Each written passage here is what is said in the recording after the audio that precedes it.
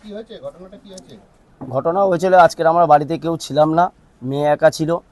আর হচ্ছে ইয়াকুবি ছেলে আকাশ পৈলান, ও এসে আমার মেয়েকে এসে ভীষণভাবে অত্যাচার করে গেছে বাড়ির ভেতর ঢুকে। মেয়ে বাড়িতে ছিল একা, কেউ ছিল না। লাস্টে এবারে মেয়ে চিল্লানোর পরে এবারে তোমার হচ্ছে এসে সকলা বাঁচানোর পরে ও আমার গিন্নি এসে গেছে, সঙ্গে সঙ্গে আসার পরে গিন্নিকে ও ইট দিয়ে মেরেছে, মেরে দিয়ে এ করে চলে গেছে। ঠিক আছে, এর আগে দীর্ঘদিন মেয়ে পড়তে যেত, সেখান থেকে একইভাবে ওকে পিছনে লাগা এ করা সব কিছু এ করা। ঠিক আছে, নেশা ভাঙ করে গিয়ে আঁচল টানা এ করা সব রকম মানে ও করেছে, অত্যাচার করেছে বিরাট। কতদিন ধরে এরকম চলছে? তা প্রায় 3 থেকে 4 মাস। তারপর আজকে বাড়িতে ঢুকে যায়? আজকের বাড়িতে ঢুকে গেছে।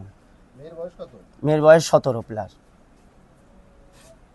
থানায় অভিযোগ করেছে? থানায় অভিযোগ করতে যাবো, মিনু পৈলান আমাকে ধমকি দেখালো, বললো তুই থানায় যদি যাস তোকে অবস্থা পরে দেখে নেবো, এ করে নেবো, পরবর্তীকালে তোকে দেখে নেবো, বুঝে নেবো। এর আগে একবার আমাকে বিনা কারণে ইচ্ছা করে জেল খাটিয়ে দিয়েছে। ঠিক আছে, এই পরিবর্তে ওই জন্য ভয়তে আমরা কোনো জায়গায় যেতে পারি না, এই কিছু করতে পারি না। ঠিক আছে, আজকের এই সুযোগ পেয়েছি, এই সুযোগটা আমরা হাতছাড়া আর করবো না। থানায় যাওয়া হয়েছিল? হ্যাঁ হ্যাঁ, গিয়েছিলাম। কি চাইছেন? আমরা শাস্তি চাই ওদেরকে। মূলত এই ঘটনায় কে জড়িত? জড়িত আছে মিনু পৈলানের ভাইপো মিনু পৈলান। ভাইপোর নাম কি? আকাশ পৈলান।